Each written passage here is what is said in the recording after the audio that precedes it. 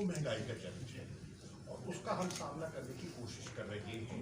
आज सुबह मैंने मुख्तलिफ पॉइंट्स का दौरा किया और बहावलपुर चौक पर एक जो आटे की तकसीम का सेंटर था उसका खुद मैंने जाके मुलाहिजा किया और मुझे ये जानकर इत्मीनान हुआ कि इस वक्त मुल्तान शहर में आटा तकसीम किया जा रहा है। इस वक्त आप जाके मुलाहिजा कर सकते हैं 60,000 और 30,000 थैला है जो 20 किलो का मौजूद है।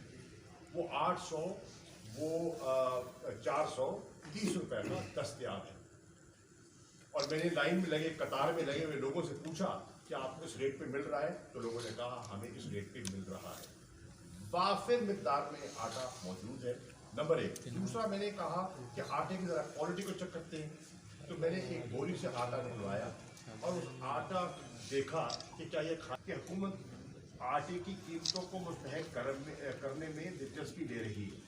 जो कमी थी शॉर्टफॉल की उस शॉर्ट गंदम इम्पोर्ट करने की, ताकि नाजायज़ ज़ख़ीरा अंदोज़ी से लोग फ़ायदा मुनाफा खोरी हद से ज़्यादा न कर सकें और लोगों को मुनासिब कीमत पर आटा दस्तयाब हो।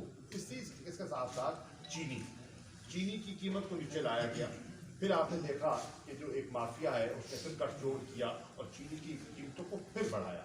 उसका भी हुकूमत ने तदारुक किया है, का फैसला किया है। जितने इम्पोर्टेड चीनी पे टैक्सेस थे उनकी रियायत की गई, इम्पोर्ट भी की गई और रेगुलेशन में भी बेहतरी की गई है। इसी तरह और जो मुश्किलात हैं उनका हम सामना कर रहे हैं। मिसाल के तौर पर इस वक्त हमें बहुत बड़ा चैलेंज है गैस की कीमतों का, हमें और पेट्रोल का और बिजली का भी। मैं आ रहा हूँ। सवाल ये है कि IMF की शराइत पर जो है ना तीनों चीजों की कीमतों में इजाफा किया। आ रहा आपने सवाल कर दिया, एक सेकंड जवाब देने दीजिए ना, एक सवाल का मुकम्मल तो हो जाए जवाब। देखिए पहली बात तो ये है पूरी कौम इसका जायजा ले कि आज पाकिस्तान को इन मुआहदों में किसने जकड़ा है। जिन रेट्स पर हमने कॉन्ट्रैक्ट किए हुए हैं और कई साल आगे तक के कॉन्ट्रैक्ट किए हुए हैं, इस पे किसने जकड़ा है कौम जानती है। और ये ब्लैक एंड व्हाइट की बात है, इसमें कोई सियासत नहीं है। ये आप देख सकते हैं कि इन मुआहदों में हमें जकड़ा है मुस्लिम लीग नून ने। उनके मुआहदे हैं जिनको हमें ऑनर करना पड़ रहा है। बिजली के ये जो मुआहदे हैं हमें इसमें किसने जकड़ा है आप देख लें।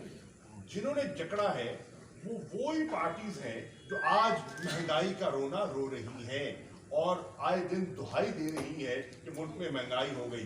भाई महंगाई की बुनियाद तो आप रख गए हैं। आपका जो बोया हुआ जो फसल है वो हम काट रहे हैं और लोग भुगत रहे हैं, लेकिन इंशाअल्लाह अब एक बेहतर मनसूबाबंदी से बतदरीज इन चीजों को